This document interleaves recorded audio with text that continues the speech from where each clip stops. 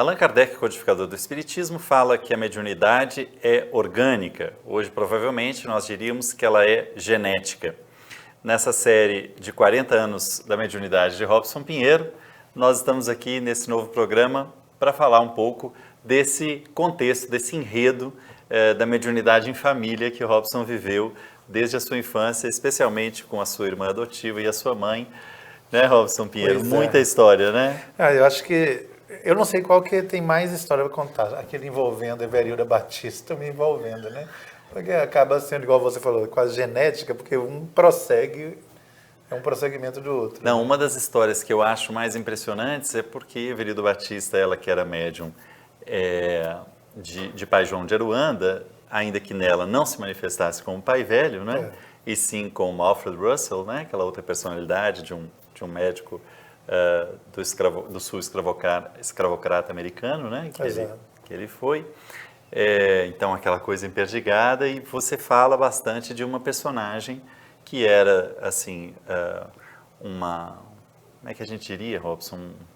Uma espécie de mãe de santo, porque não tinha uma identidade religiosa muito nítida, né? Ninguém sabia exatamente se era Umbanda, se era... A filiação doutrinária era meio... Eu acho que era um pouco também tico-tico no fubá, no sentido de que era um pouquinho de influência de tudo, né? Embora tivesse esse personagem, né? Tivesse uma mediunidade muito expressiva. Muito expressiva. Fenômenos bem interessantes que ocorriam através dela.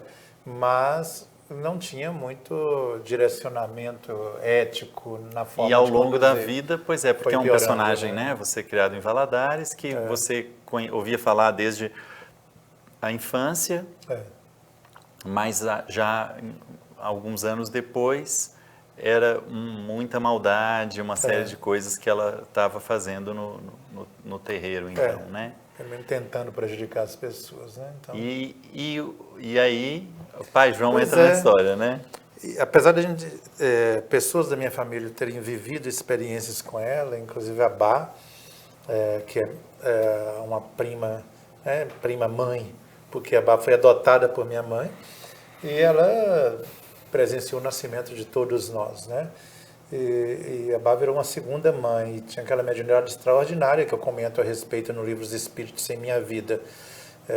Não vem ao caso falar aqui nesse vídeo a respeito. Mas a Bá passou por esse centro por um período e depois parou de frequentar. Mas, a Bá chegou a trabalhar lá como médium, né? Médium. E essa mulher, então, começou a... E a Bá parou de frequentar exatamente porque ela começava com alguns abusos, essa suposta mãe de santo. Apesar de ter um fenômeno real que ocorria através dela, um fenômeno genuíno de mediunidade, mas com um direcionamento equivocado.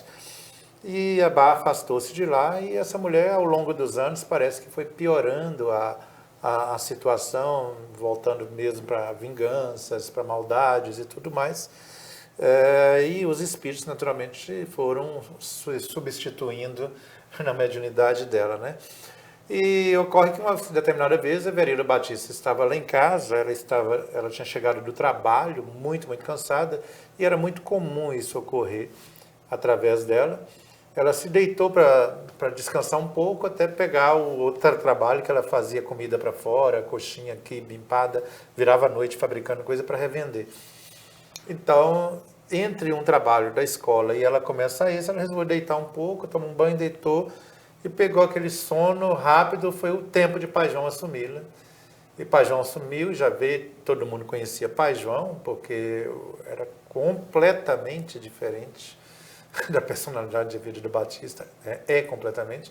Mas no formato que ele apresentava para a mãe, ele ficava com os olhos extremamente abertos, e mãe parecia que crescia, o cabelo de mãe ficava algo assim meio alvoroçado, assim, e o pessoal, Pai João chegou, e ele falou assim, pega o giz para mim. Porque a mãe trabalhou em escola, então pedaços de giz era comum lá em casa, porque a gente ficava rabiscando. Giz de quadro negro, né? De quadro negro, né? E aí, Pai João foi e se dirigiu para um dos cantos de um quarto nosso lá, de um dos quartos da casa, e se sentou no chão, voltado para a quina do quarto, assim. E aí, com o giz na mão. E aí estava eu, Marvione, minha irmã, não me lembro do Luiz, mas a Bá, o José, estava todo mundo junto. E aí, de repente, ele pede assim, alguém lá em casa gostava de tomar um vinho, aqueles vinhos o De que garrafão, existe, né? Imagina. sangue de boi, sei lá o que. Eu não me lembro porque eu era pequeno. Ele falou assim, me arranja um copo desse vinho. E aí o pessoal assustou, porque nunca Pai João de Aruanda, nunca havia bebido, nunca fumou através de minha mãe, né? Através de mim também não.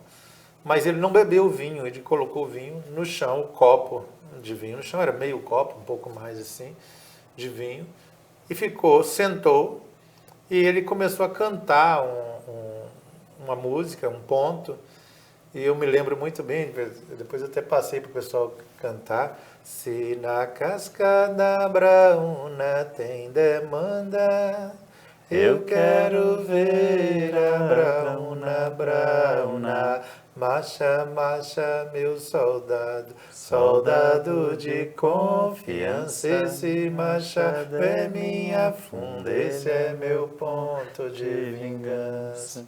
E aí ele mexia lá, a gente não sabia o que ele Ele estava está desenhando. no livro Aruanda, é uma das epígrafes desse ponto. Então ele desenhava isso e cantava, mas ninguém chegava perto, todo mundo parado, com medo de chegar próximo dele. Aí chegou um momento que repetiu algumas vezes, ele bateu a mão no chão, está terminado, está feito. E levantou-se com a Virgílio Batista. E aí ele sempre terminava, ele dirigia-se até o quarto, deixava minha mãe deitada, e aí ele desincorporava, desacoplava dela, porque mãe não gostava de saber que tinha recebido Pai João, ou vovó Maria Chiquinha, uma vez ou outra ela recebia, ou seu Coquinho, alguém assim, ela detestava saber. Então ele deixou minha mãe deitada, e neste momento que ele se desacoplou, nós ouvimos o carro de corpo de bombeiros passar, um barulho típico de corpo de bombeiros, a gente não deu muito a entender, mas essa coisa foi bem alta mesmo, e aí algum barulho na rua e tudo. Tá ótimo, deixamos tudo. No outro dia a gente ficou sabendo que exatamente nesse horário o terreiro onde essa mulher trabalhava havia pegado fogo. E aí, na verdade, a gente viu que foi uma interferência através de efeito físico, né, do próprio ectoplasma.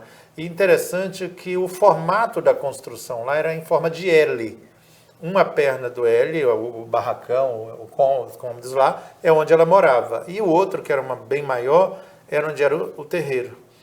E aí, interessante que foi identificado que uma vela estourou, caiu lá, pegou fogo no gongá todo e foi passando para o telhado e pegou fogo em tudo. Mas nem o fogo passou para o lugar onde ela morava. Coisa Foi incrível. somente o terreiro. E nunca mais ela conseguiu reconstruir o terreiro dela, né? Perdeu tudo que tinha ali. E não sei se ela continuou trabalhando de outro formato, mas eu sei que o terreiro em si não foi reconstruído mais. E aí a gente entendeu, lógico, né? Isso foi bem anos depois, minha mãe rememorando os fatos e tudo, que nesse dia que Pai João fez isso, foi o dia que eles resolveram, por fim, a essa situação de maldade que ali fazia. Não que a Umbanda faça mal, gente, não olhem por esse lado. Não é Umbanda, são as pessoas, às vezes, mal informadas e que não têm um direcionamento ético, né? Então, e nenhum respeito pela doutrina de nada, né? Não acredito que ali tinha também comprometimento com a doutrina umbandista, não, pelas coisas que ela fazia. Era um mediunismo, né? Com alguma influência africana, talvez, mais de adereços do que propriamente uma coisa doutrinária. Porque eu me lembro que minha mãe contava que um dos motivos que a Bá saiu de lá, dois motivos que foram muito fortes, que ela antes de ocorrer essa interferência dos espíritos, foi que ela incorporou, e essa média, essa chefe de terreiro, digamos assim, nem vou falar que é mãe de santo, né? Essa chefe de terreiro, tinha uma certa demanda contra a mediunidade da Bá, da forma que manifestava. A Bá era uma médium, né, bem consciente mesmo, e tinha um fenômeno assim, que era extraordinário acontecendo através dela, assim como a Everilda Batista teve. E aí, determinada vez, vovó Mariana manifestou através da Bá, e vovó Mariana manifestava-se toda aleijada, toda torta mesmo, assim, e a gente, nossa, estranha, mas assim, de uma doçura no jeito de manifestar, na voz, no jeito tudo. E usava um cachimbo muito pequenininho.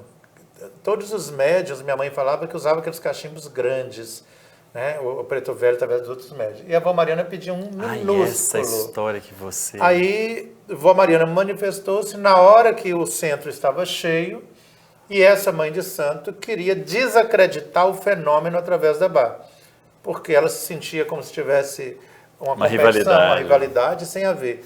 Aí, vó Mariana pediu cachimbo. Ela falou, deixa que eu preparo para você o cachimbo. Então, que ela foi e colocou uma parte de pólvora dentro do cachimbo, socou a pólvora dentro e colocou o resto, o fumo, no cachimbo. Então, de maneira que aquilo ia estourar na cara da médium, né?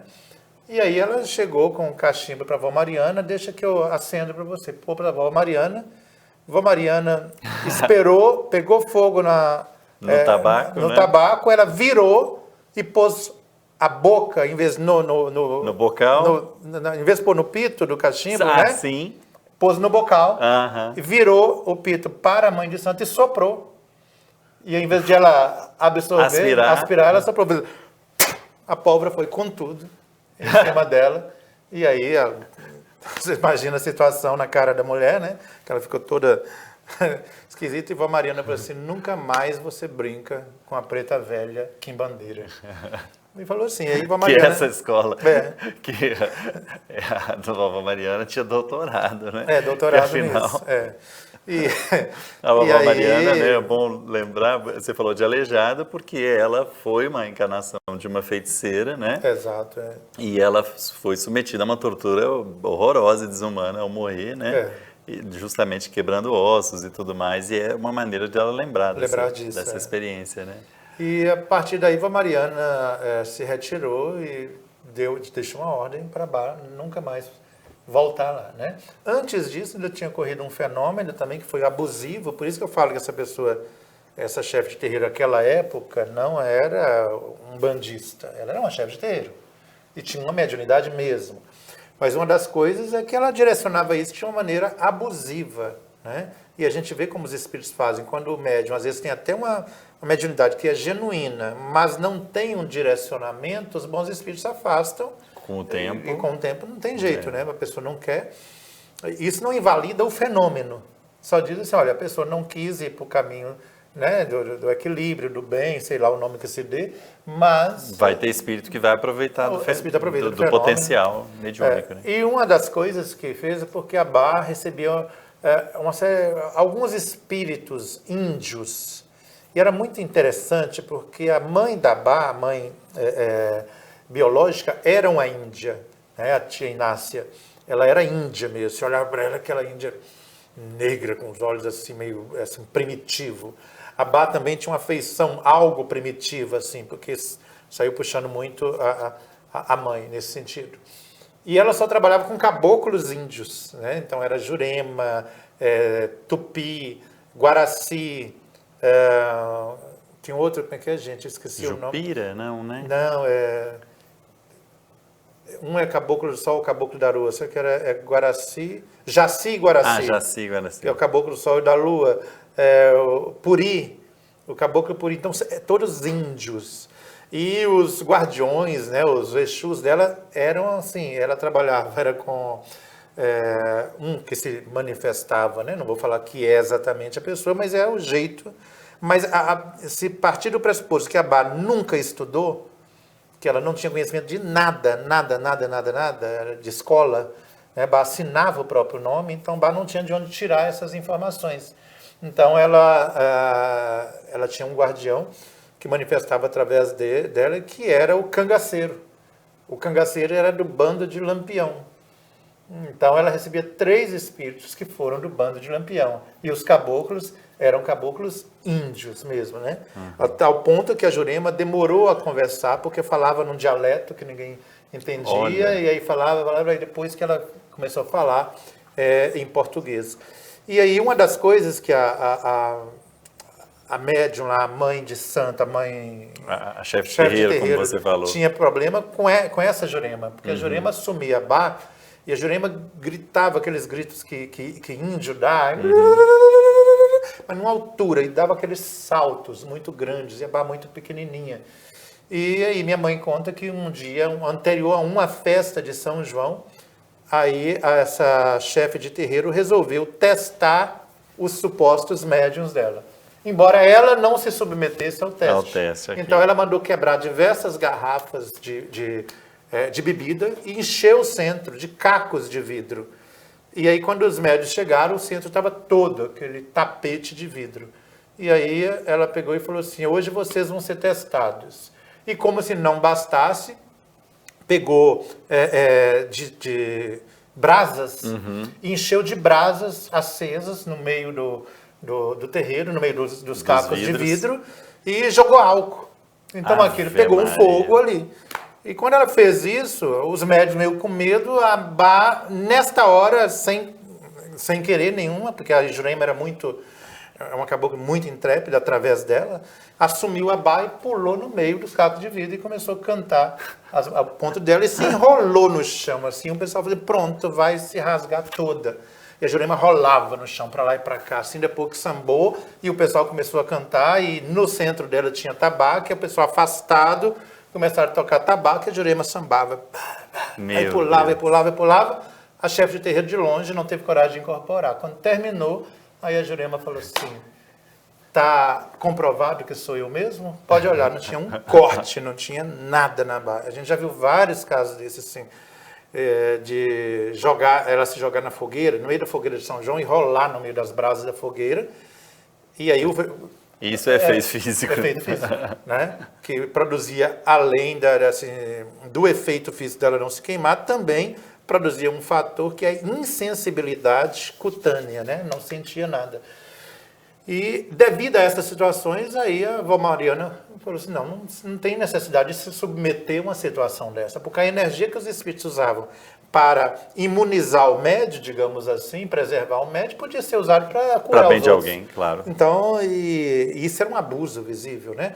E aí, quando ocorreu esse fator do cachimbo, já tinham ocorrido outros mais, que a avó Mariana falou assim, chega, então a partir de aqui você se afasta, e a Bá se afastou, nunca mais voltou lá no centro. Então era coisa bem densa, né?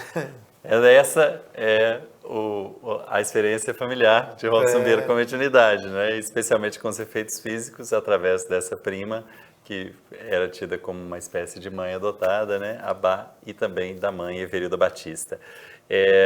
Essa é a série de programas que comemora e relembra os 40 anos da mediunidade de Robson Pinheiro, que foram completados no ano de 2019.